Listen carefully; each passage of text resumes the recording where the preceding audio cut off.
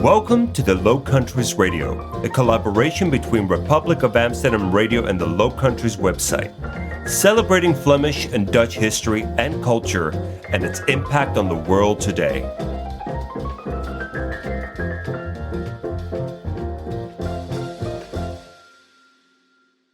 We are a species of ape that loves to play, loves to compete, and loves to challenge ourselves against our peers.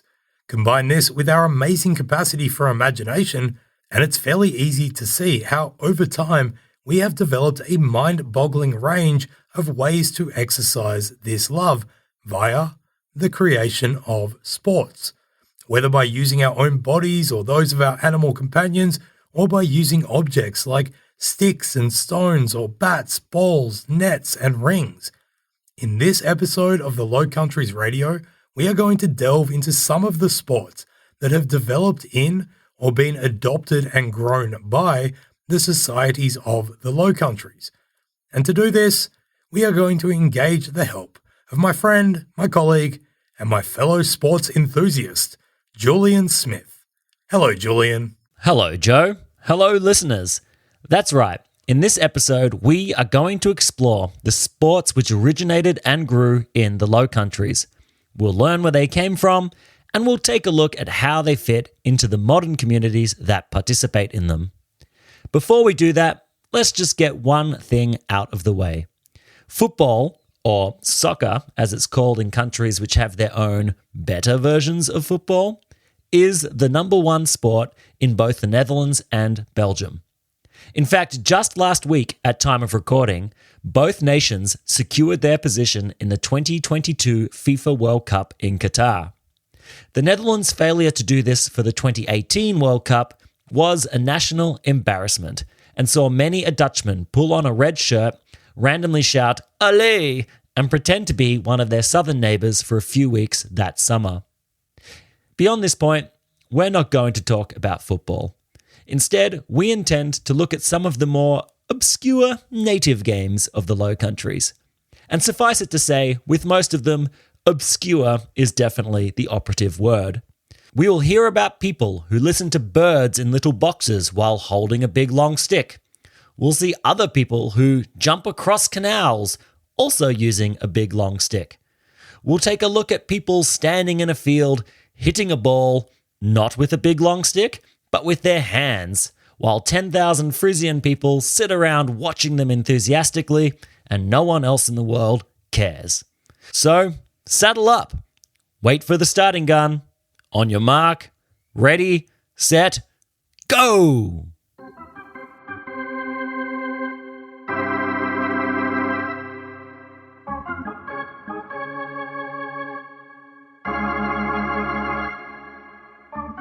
Picture this.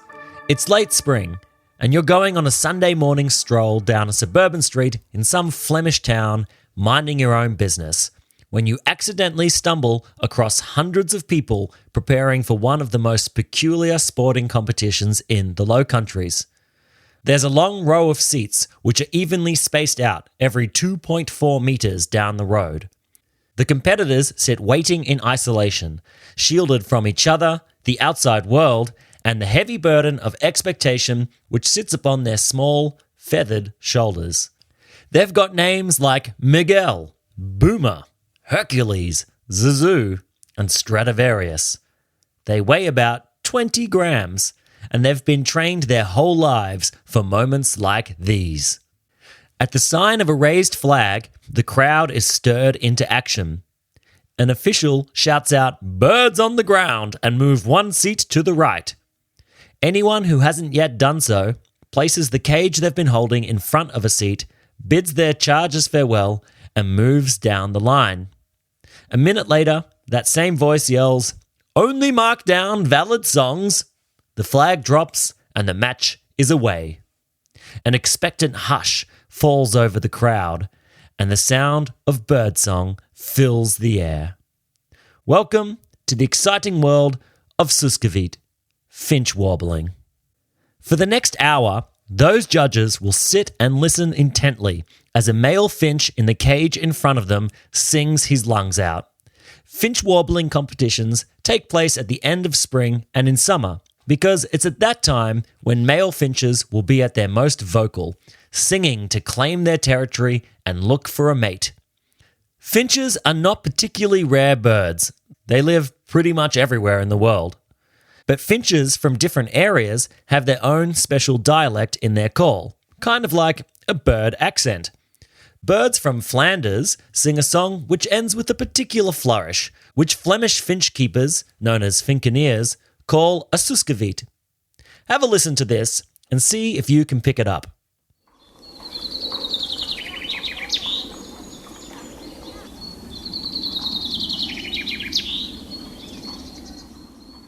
Do you hear that little bit at the end of each call? That is a suskeviet, and that means that this bird is singing a Flemish song. Now have a listen to this and see if you can hear it.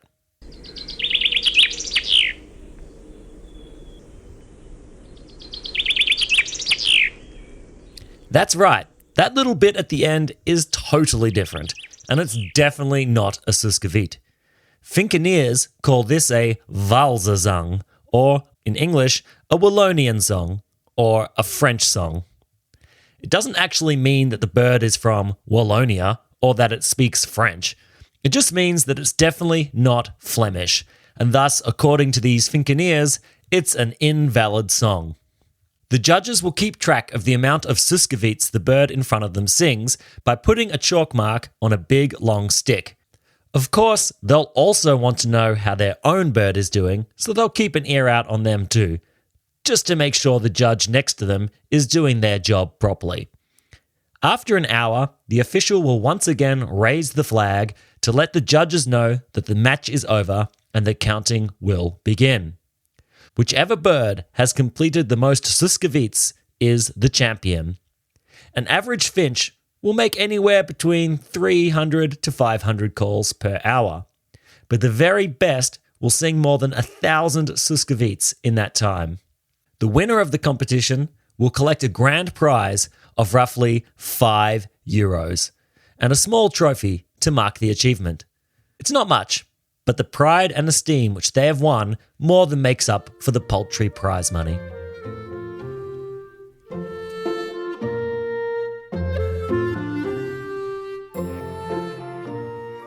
Flanders has a long history not only of finch warbling, but also bird keeping more generally.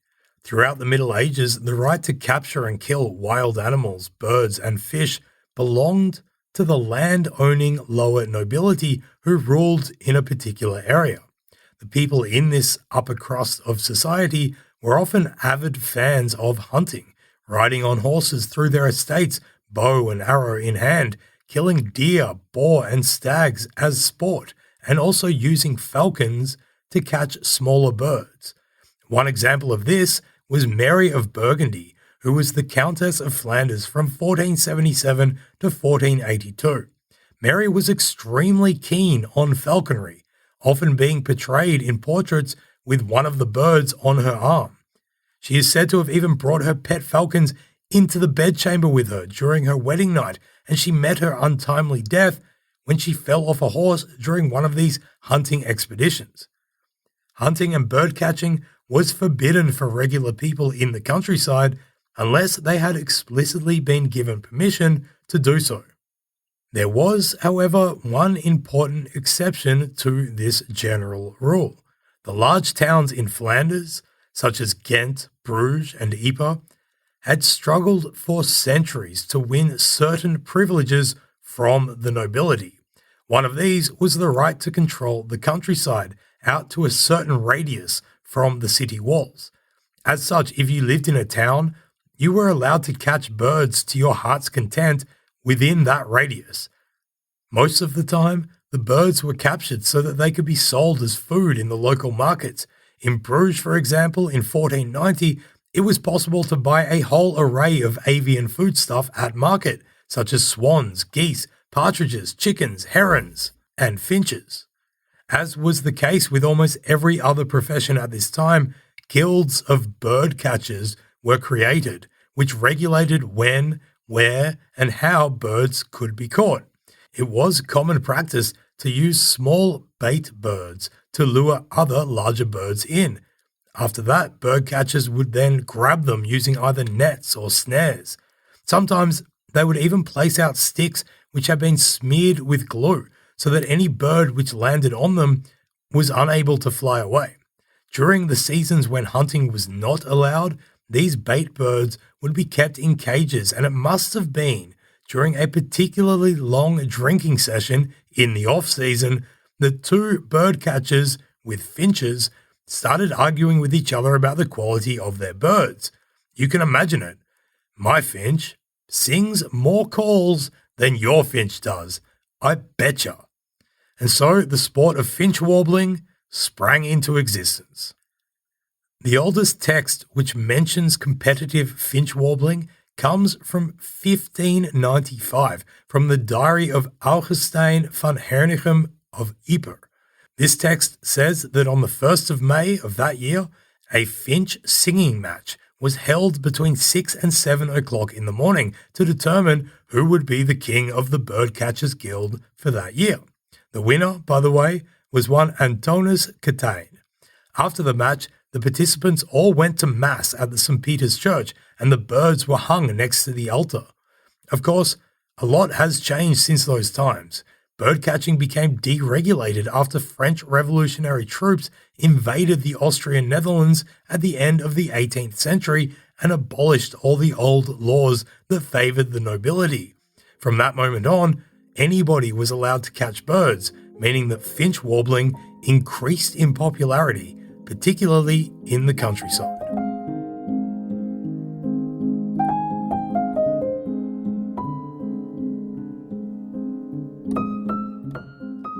It was a widely held belief that finches sang more energetically when it was dark.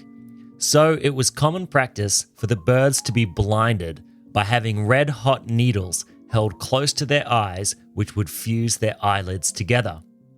This kind of cruelty came to an end at the beginning of the 20th century, particularly after the horrors of the First World War.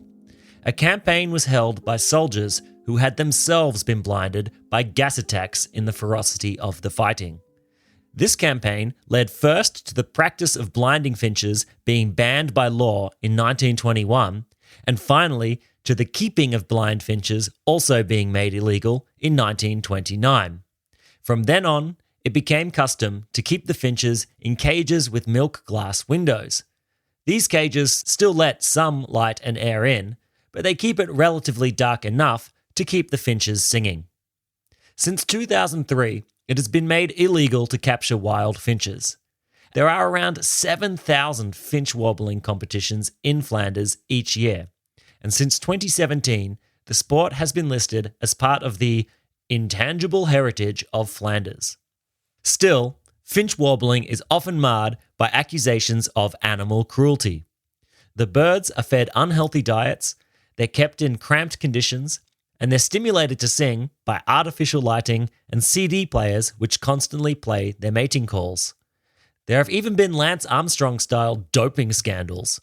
Perhaps the most outrageous of all cheating sagas in the world of finch warbling occurred when it was discovered that one participant in a competition hadn't actually put a bird inside the cage, but instead just put a CD player in it which was playing bird songs. Given that finch warbling isn't exactly played for high-stakes prize money, this event shows, more than anything else, the extraordinary lengths human beings will go to claim that they are better at doing something than anyone else is.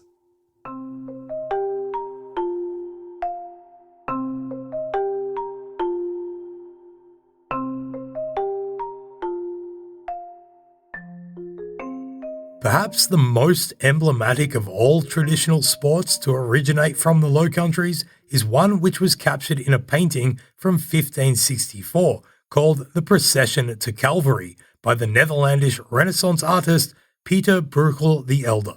The painting shows a procession in which Christ is carrying the cross towards the place of his crucifixion in a big open hilly landscape, which actually looks more reminiscent of Northern Europe than it does of the Holy Land.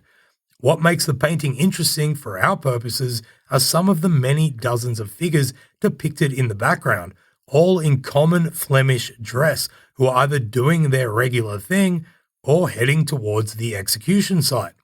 There are soldiers and peasants, farmers and workers, beggars and holy people, and many children playing around. Just below, a giant rock which juts out of the landscape, you can see a few people who are making their way to the assembly, trying to get across a small body of water. To do this, they are using a pole that has been stuck in the mud. One of them has already traversed the body of water, another waits his turn, while the third is captured right in the act. Having leapt off the bank, he has grabbed the pole, is hanging from it, and looks like he is about to leap onto the opposing side. And this, dear listeners, is known as polstok verspringen in Dutch. It is more commonly referred to, however, by its Frisian name, vierjeppen. These words literally translate into English as pole vaulting for distance or far leaping, but neither translation really captures the essence of the game. Perhaps a better name would be something like ditch vaulting or canal clearing. The sport basically entails a person running at speed towards a body of water in the middle of which a long pole is standing, protruding out, waiting for them. At the appropriate moment, the competitor will jump towards the water, grab onto the vertical pole, and then use his momentum to gracefully sail over the water and, if all has gone well, land safely on the other side. The precise origins of vierjeppen are hard to pin down.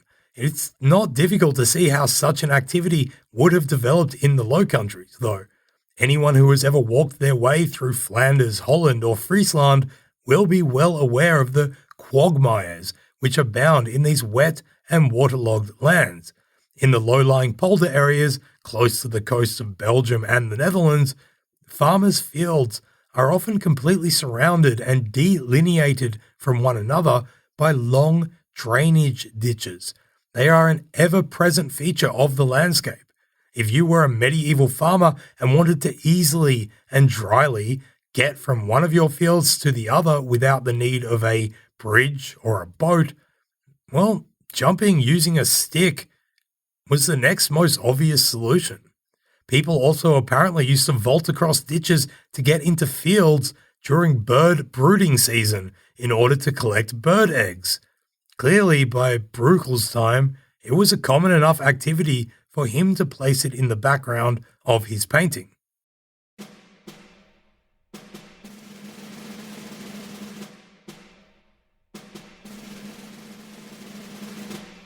One of the more intriguing references to jumping with a pole in Dutch history can be found in a story from the Siege of Alkmaar of 1573.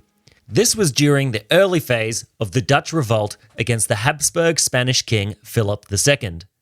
Most of the Spanish troops had been stationed in the south. They were wary of an impending invasion from France. As such, many cities in the northern provinces of Friesland, Gelderland, and Holland were relatively easy targets for rebels to take over. And this they did in places such as Enkhuizen, Gouda, Dordrecht, Zutphen, Alkmaar, Haarlem, and Naarden. A Spanish army led by the son of the hated Duke of Alba marched north to try to recapture the rebellious cities. They left terror in their wake as they burnt down towns and massacred entire populations with such fury that it became known as the Spanish Fury. In late 1572, the Spanish Fury erupted in Mechelen and Zutphen. When the Spanish took Naarden in December 1572, around 3,000 people were burned to death, and only a few dozen are thought to have survived. On the 21st of August 1573, the Spanish army reached the walls of Alkmaar. Alkmaar had been preparing for a siege. The walls had been reinforced, turrets had been built, and having seen how the Spanish had treated other cities which had fallen to them, the citizens of Alkmaar were determined to hold out. The odds were definitely not in their favour, though. Up to 15,000 Spanish troops surrounded them. Inside the city, there were only about 800 rebel soldiers and around the same number of regular citizens. As soon as they arrived, the Spanish guns opened on Alkmaar, and it became clear to those inside that they needed help. So, on the 2nd of September, out of besieged Alkmaar snuck a man by the name of Martin Pieterszoon van der Meij. He had been given a message intended for the rebel leadership. The message was cleverly hidden. It had been rolled up and placed inside a hollowed-out pole stock, one of those poles used for jumping across ditches. Armed with his stick and this note, van der Meij was able to sneak out of the city, leap over the fields, avoid the besieging Spanish, and get the letter to nearby Schagen. This message still exists in the Alkmaar City Archive today, where it's been helpfully translated into modern Dutch, which Joe will now translate into English for you. Quote, "We are very astonished that you make no attempt to free us, in spite of your promise, and that you have not communicated to us, when you have more possibilities to do so than we do. Unless you come to relieve us at the earliest opportunity, either with soldiers or by breaching the dikes, we will have to surrender the city to the enemy. And should this happen, we testify before God and the world that it was not our fault or our untrustworthiness, but wholly your fault. We therefore urge you to relieve us as soon as possible, for we do not have enough gunpowder to withstand even half a rush." End quote. Soon after this message was delivered, rebel soldiers cut the dikes by the sea close to Alkmaar. The area around the city was inundated, and by the 8th of October, 1573, the rising waters left the Spanish armies no choice but to leave, and the siege was over. Alkmaar's salvation was a man-made flood, delivered by a message hidden in the pole of a canal-jumping carpenter. How Dutch is that? The victory of the rebels at Alkmaar is seen as a turning point in the war against Spain, with an expression from those times being, "Bij Alkmaar begint de victorie." The victory began at Alkmaar. To commemorate the brave deeds of Martin van der Meij, today, in the centre of Alkmaar, right next to the city's main church, there's a statue of him holding one of those big, long, canal-jumping poles.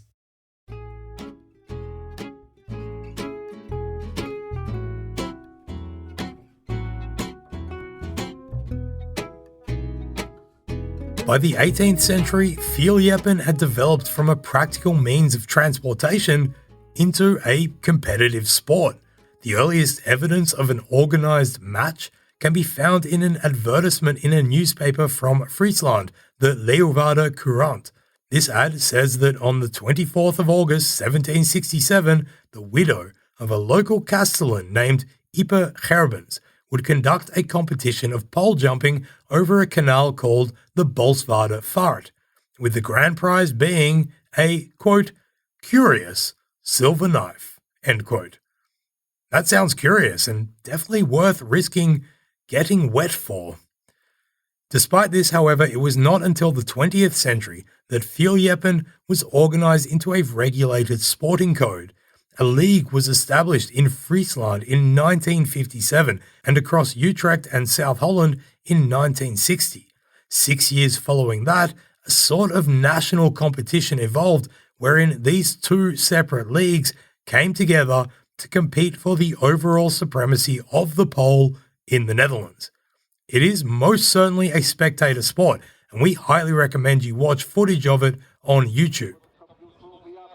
Men and women sit around a canal, drinking beer, watching each participant take his or her turn. They have a long run-up, their legs and arms are pumping, and they spring off the edge, clasping the upright standing pole. In those few split seconds that they cling onto the pole, as it begins to topple forward, the competitors then clamber further up, thus giving themselves a higher point from which to complete the jump onto dry land.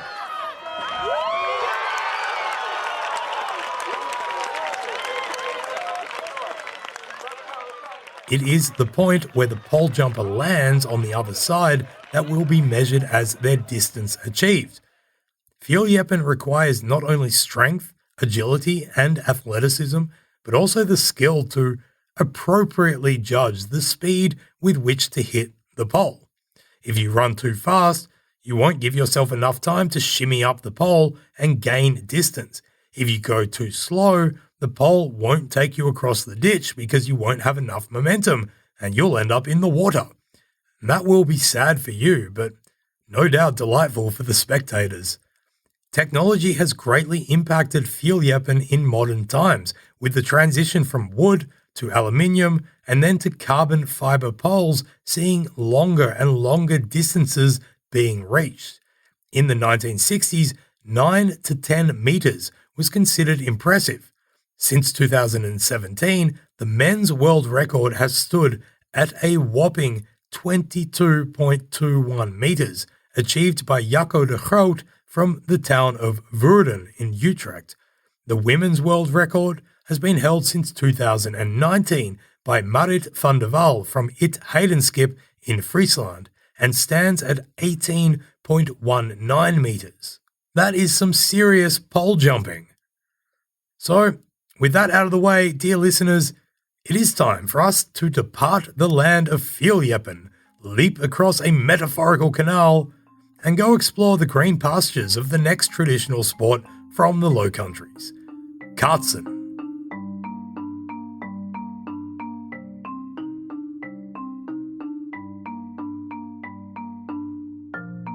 Every year in summer, the town of Franeker in Friesland almost doubles in population as 10,000 visitors flock from around the province to watch one of the longest-running sporting competitions in the world, the PC.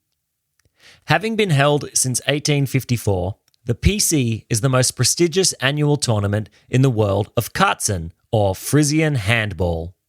For an outsider looking in, at first glance, kaatsen is almost impossible to understand. It looks like a love child between tennis and cricket, with two teams of 3 facing each other on a grass field marked out into various sections. The teams take turns running in and hitting a small hard ball with their hands towards the opposing side, who try to hit it back toward the other team. The rules are complicated and we are not going to try to explain them, but the general gist is similar to tennis. Score more points than the opposition to win a game, win 2 games to win a set, and win 3 sets to win the match. If you win enough matches to win the PC, you will find yourself etched into Frisian folklore forever. Despite its following in Friesland today, kaatsen is believed to have originated much further south, in Picardy in northern France.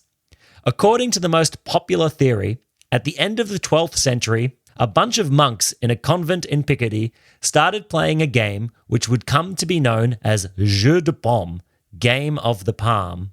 It's unclear exactly how the game worked, but it's thought that 2 teams would set up in the gallery of a cloister, with one trying to smash a ball with their hands through the openings of the Gothic arches, whilst the other tried to stop those balls from going through. The influence of this game was great, as it spread beyond the clergy and into the imagination of the nobility in Spain, Italy, France, and the Low Countries. Different forms and versions of the game emerged.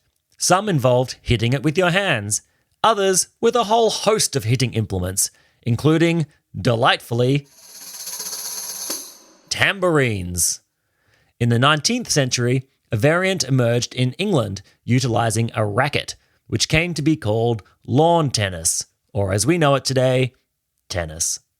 In the Low Countries, the name of the game was derived from the Picard word meaning to chase or hunt. Chasser became kaatsen.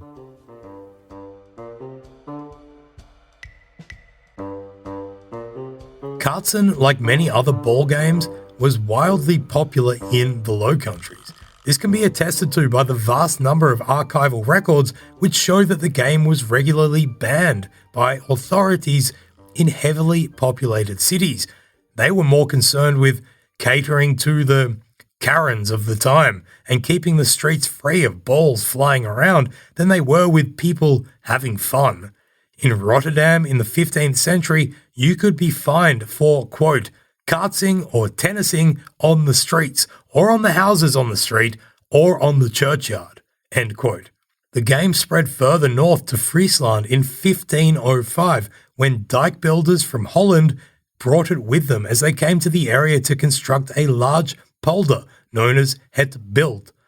As kartsen spread geographically, it also grew in popularity within the upper echelons of power. By the 17th century, there were hundreds of karts courts across the Low Countries, which probably more resembled covered tennis courts rather than the open fields kartsen is played on today. Even the Dutch father of the fatherland, William the Silent, was a fan of the game, as was his grandson, William II, and his son, William III, the eventual King of England. By the end of the 18th century, however, kartsen had fallen out of favour with the aristocracy. In his book, Natural History of Holland, from 1772, Johannes Lefranc van Berke, a physician, scientist, and painter from Leiden, described kartsen as a boerenspel, a farmer's game, before going on to also praise it as being a, quote, manly game, end quote, which could leave any healthy and agile man with sore shoulders and swollen hands for days. As the years went by, the game continued to disappear from the wider sporting consciousness as our modern sports began to thrive. By the 20th century, kartsen, that is, the hitting with the hands version as opposed to modern tennis, was not being played anywhere in the Netherlands, except, of course, in the indefatigably self-defining province of Friesland.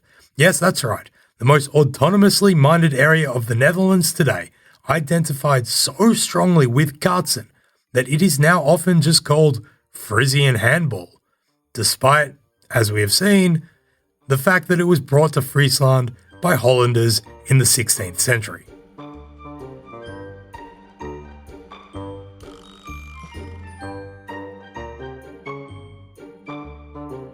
One of the reasons kartsen managed to survive in Friesland was the establishment of the Permanent Committee in 1853 by 5 of the leading citizens of the town of Franeker. The goal of this committee was the promotion and maintenance of the sport of kartsen, as well as the enhancement of popular entertainment. To achieve this goal, the PC organised a kartsen tournament in Franeker the next year, 1854. It was heavily promoted by the local newspapers and proved to be a huge success, not only for the economy of the town, but also for the general popularity of kartsen in Friesland. It became an annual tradition and has now turned into a festive occasion, with visitors coming from around the province not only to watch the games, but also to drink beers in the local cafes, eat in the local restaurants, and enjoy the carnival atmosphere. It is the longest-running sporting tournament in the Netherlands and is often claimed to be the longest-running sporting tournament in the world. In the almost 170 years since the PC first took place, the tournament has only been missed 5 times. In 1859 because of smallpox, in 1866 because of cholera, in 1943 and 44 because of the Second World War, and in 2020 because of COVID. The creation of the PC started a whole new wave of popularity for kartsen in Friesland. In 1897, the Frisian Kartsen Federation was established. We know for sure they had big ambitions because a year later they changed their name to the Netherlands Kartsen Federation. They set out to once again spread the game into the rest of the country and the world. In 1928, kartsen was featured as a demonstration sport at the Amsterdam Olympic Games, with a match being played on a cricket field just outside the main stadium a few hours before the gold medal football match between Uruguay and Argentina. This was the climax of a major effort through the 1920s to internationalise the game and connect with sister organisations, particularly in Belgium, France, Spain, and Italy. The biggest obstacle to all of this, though, was the game's history. The fact that it had been invented hundreds of years earlier and spread throughout the continent by word of mouth meant that there was no singular codified form of it. Clubs from different regions played by their own rules. Around the same time as the Amsterdam Olympics, an international body was created called the Confédération Internationale de Jeux de Balle Pelote Pomme, or the CIJBPP. The intention was to create an international version of the sport. Although the CIJBPP organises European and world tournaments which use these international rules, this version never really caught on at a local level. It turns out the people in Friesland would rather just keep on playing Kartsen, whilst people in Italy would also rather just keep hitting the ball with a tambourine. And really, can you blame them? In Friesland, there is an old established Kartsen club called the Kartsvereniging Pim Mulier. The person this club is named after, Pim Mulier, is one of the legendary, almost mythical figures of Dutch sports history. Mostly because he claimed to have personally himself introduced into the Netherlands sports such as tennis, football, cricket, athletics, field hockey, and ice hockey. Whilst a lot of these claims are probably dubious, one thing which we cannot doubt, however, is the role which he played in the development of one of the most culturally significant Dutch sports, and the one with which we wish to finish this episode: ice skating. Dames en heren, welkom. Het gaat on. Komende zaterdag 4 januari wordt de 15e Elfstedentocht verreden. Sportief Nederland heeft voor die schoonheid nauwelijks oog.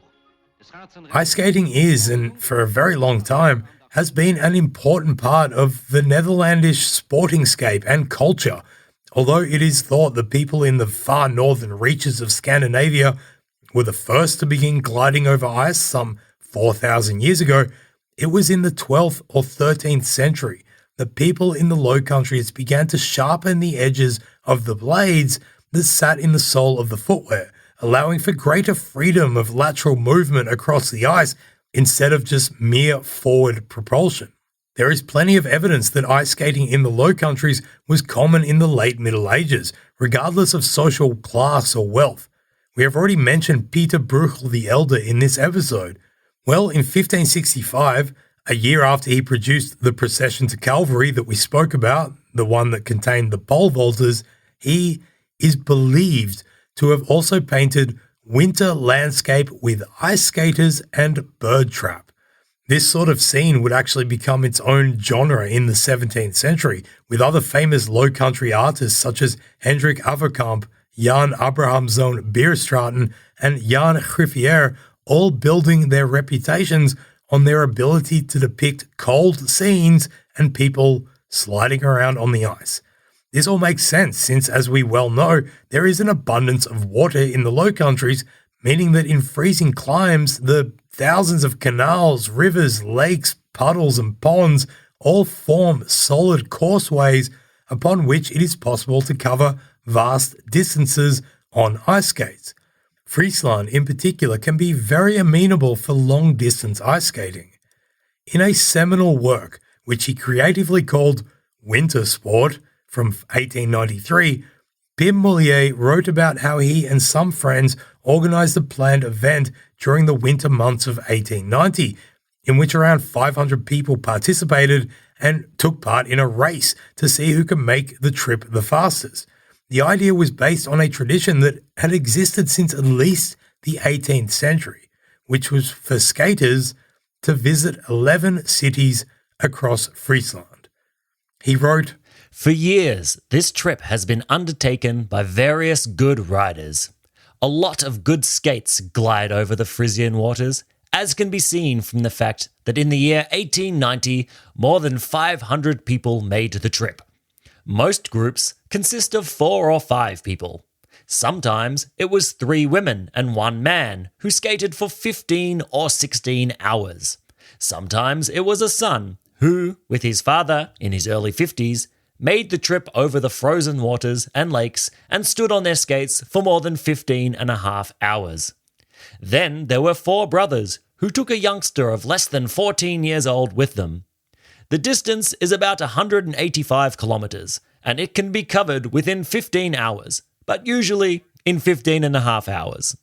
After this seminal occurrence in which Pim Mulier supposedly played a major role, a committee was formed, the Association of the 11 Frisian Cities, with representatives from 22 Frisian districts given the task of pulling off a massive national cultural sporting event with usually only about 48 hours notice. The first official edition was held in 1909, and the medal which the winner received was of course designed by Pim Mulier himself. Since then, the realization of what became known as the Elfstedentocht, the 11-city race, has become so central to Netherlandish sport that each winter the entire country holds its breath and hopes for a prolonged period of freezing temperatures that will allow the race to be held.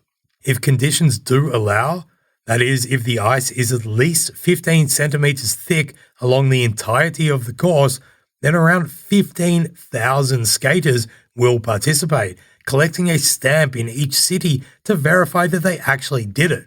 It is such a big deal that in 2012, when it most recently looked likely to happen because of 10 days of sub-freezing temperature, Prime Minister Mark Rutte remarked that, quote, "Once every 15 years, our country is not governed from The Hague, but by 22 district heads in Friesland," end quote. Duizenden enthousiaste Friezen doen de wedstrijdrijders uitgeleide wanneer ze de donkere nacht inglijdend beginnen aan de eerste van de 200 kilometers die hen wachten. Because the weather conditions necessary for the Elfstedentocht to take place cannot be guaranteed, it has actually only ever been raced 15 times.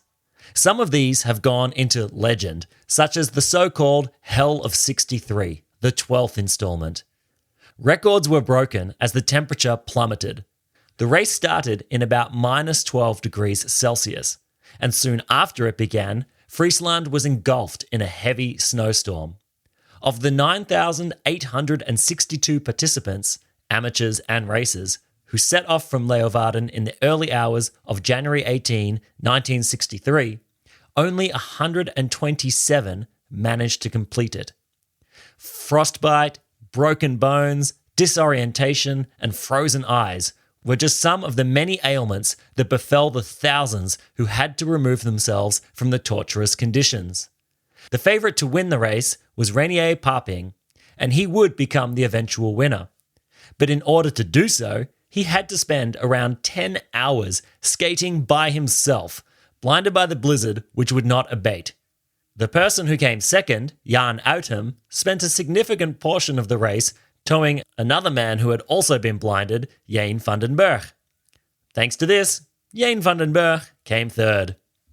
After having won the race, Reinier Paping was ushered quickly into a first aid tent where he was treated by an infrared lamp and congratulated by the then Queen, Juliana, and her daughter, Princess Beatrix.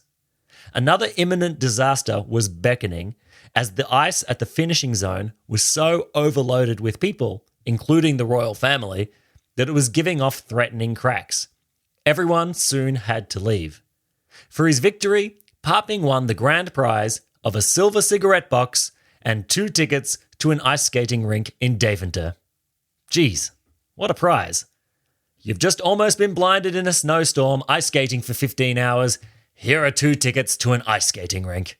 Despite this crappy prize, however, Reinier Paping's name did go down in Dutch folklore, especially because it would be another 22 years before the Elfstedentocht actually happened again.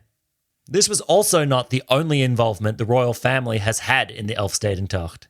In 1986, while he was still a young prince, the now King of the Netherlands, Willem-Alexander, completed the race under the pseudonym W.A. van Buren. Bovendien gaan nu ook de kilometers in de benen zitten. Meer dan 80 hebben ze in bijna 5 uur afgelegd. Door het maagdelijk witte Friese land ploeteren de wedstrijdrijders voort in de richting Bolsward, in afstand op de helft. Het zwaarste stuk komt daarna pas. The most recent edition of the Elfstedentocht was in 1997. Since then, apart from in 2012 when it almost happened, the winter weather has not really cooperated to provide the conditions necessary for the race to take place. As the effects of climate change and our warming planet slowly become apparent, it is unclear when the race will happen again, or indeed if it ever will. In August 2021, however, climate scientists in Germany discovered evidence that the Gulf Stream, a strong ocean current which regulates the temperatures in Northern Europe and keeps it relatively warm and inhabitable in the winter months, could potentially collapse. This would have the effect of bringing in incredibly harsh winter conditions to Europe, the likes of which haven't been seen since the last ice age. Many people on social media in the Netherlands reacted to this, let's face it, dire news with typically dry humour by commenting, "It geht on," which is the Frisian way of announcing that the Elfstedentocht will go ahead. When life gives you lemons, make lemonade. When climate change gives you ice age conditions, go ice skating. And although this might seem like some pretty severe gallows humour, it does go to show the indelible connection which people in the Netherlands feel towards the Elfstedentocht, and in a wider sense, how those in the Low Countries connect to sports in general. Sport is something which generations of families have taken part in, which celebrates both the local community as well as wider social identities. Taking part in sports is something which binds people to the traditions of that place and gives individuals and teams the chance to etch their names into the history books, besides those of legendary figures from the past. Those local sports are part of the cultural fibre of the Low Countries and help define the region as distinct from its much larger neighbours. So, as we dismount from this episode, let us celebrate those individuals who jump over canals on poles, competitively keep track of bird songs, or brave blizzards for 15 hours. In so doing, they sportingly keep those traditions alive today. So let us now award them the Low Countries Radio Gold Medal of Participation. Congratulations, and please take your place on the podium, because when it comes to sport around these parts, everyone's a winner. Except, of course, when it comes to winning Football World Cup finals. Too soon?